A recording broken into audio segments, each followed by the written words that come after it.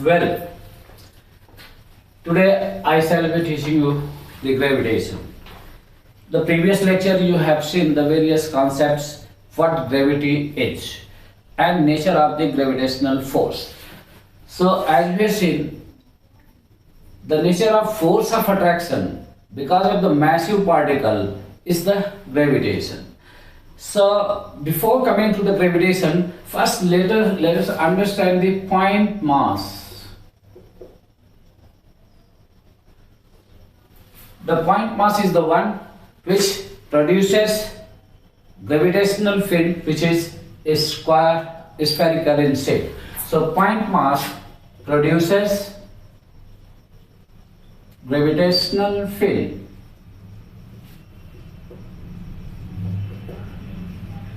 spherical in shape.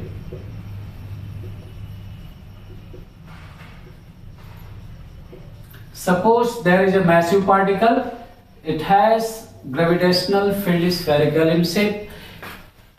If you take certain distance r, so gravitational field intensity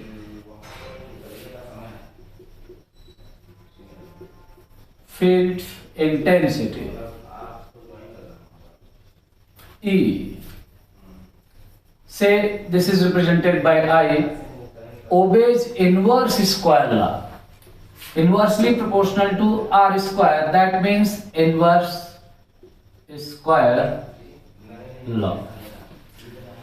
Now this is the field. If any other particle outside the field, they don't have any concern. But if this particle, you can say the test particle or any other particle brought into the field, they experience force of attraction mutually. This particle attracts M2 and M2 attracts M1. Both particles experiencing same force but opposite in direction. So Newton's law of gravitation, this study was given by Newton and that is said to be the Newton's law of gravitation. So to understand the force, first the field is there. Once there is field, then only there is the force of attraction. Is that clear? Okay.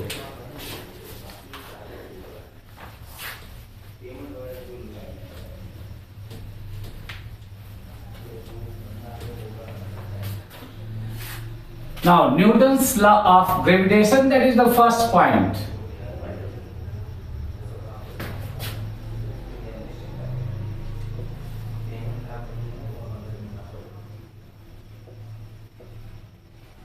Newton's law of gravitation. If 2 point masses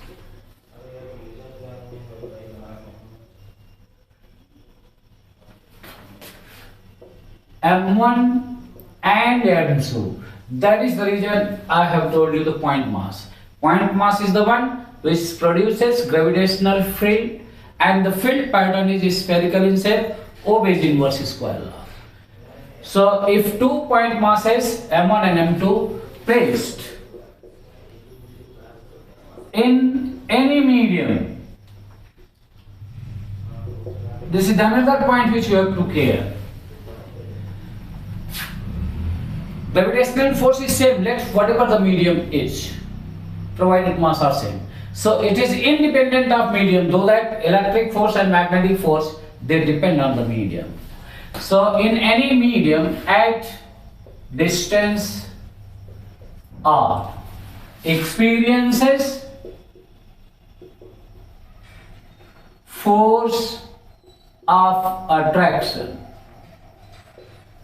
The first point, directly proportional to product of masses, inversely proportional to square of distance, that is inverse square law.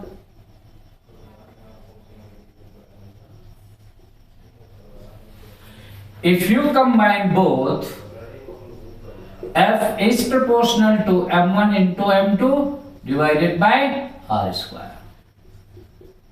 So this force, once you replace this proportionality sign, universal constant G, M1, M2 divided by R square. where G is universal gravitational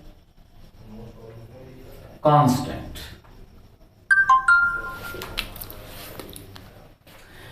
This is the conventional form of the gravitational force of attraction. Since force is vector quantity, so you have the equations also.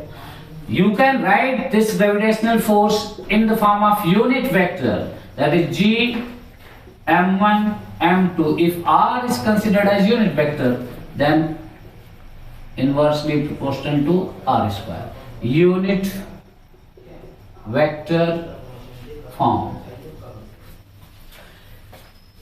If you want to write this Newton's law of gravitation in position vector, then you can say F is equal to G m1 m2, r position vector. So value of r is not unity, not 1. So here is r cube. This is simply to represent Newton's law of gravitation into conventional form, unit vector form, and position vector form, as because force is a vector quantity.